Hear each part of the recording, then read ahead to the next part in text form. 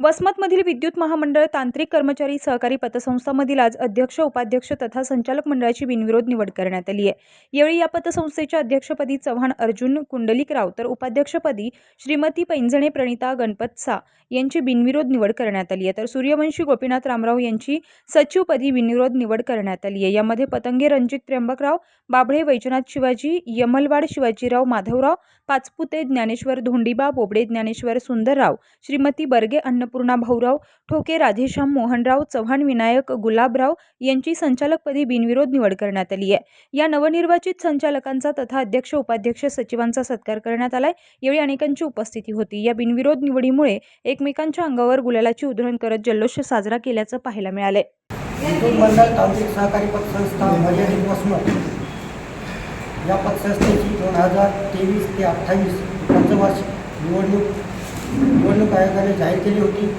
त्यानुसार उपविभागातील तांत्रिक कर्मचाऱ्यांची तिन्ही संघटना जे की तांत्रिक कर्मचारी संघटना, मागासवर्गीय विद्युत कर्मचारी संघटना आणि इलेक्ट्रिकल लाईट स्टाफ असोसिएशन या तिन्ही कंपन्यांच्या पदाधिकाऱ्यांनी आपले योगदान देऊन भविष्यात आणि याच्यापूर्वी कधी न घडलेली अशी घटना म्हणजे ही निवडणूक बिनविरोध केलेली आहे।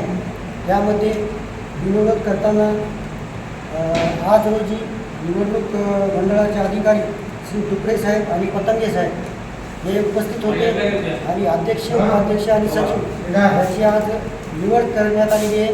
तीही संघटनेच्या पदाधिकारी यांचा मान राखून बिनविरोध करण्यात आलेली आहे।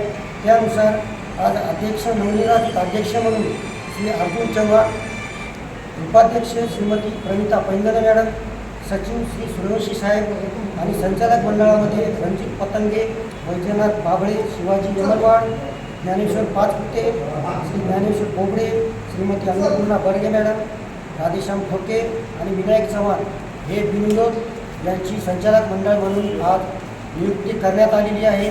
या सर्वांचे पंचवार्षिक निवडणुकीमध्ये सर्व संघटनेच्या मिळून हार्दिक अभिनंदन आणि पुढील 5 वर्षे हे संघटनात्मक कार्य असेच चांगले करावे त्यांनी हीच अपेक्षा आहे। आणि संघटना किंवा पतसंस्था सभासदवाढीसाठी यापुढे त्यांनी मोलाचं योगदान द्यावे हीच अपेक्षा यावेळी व्यक्त करतो।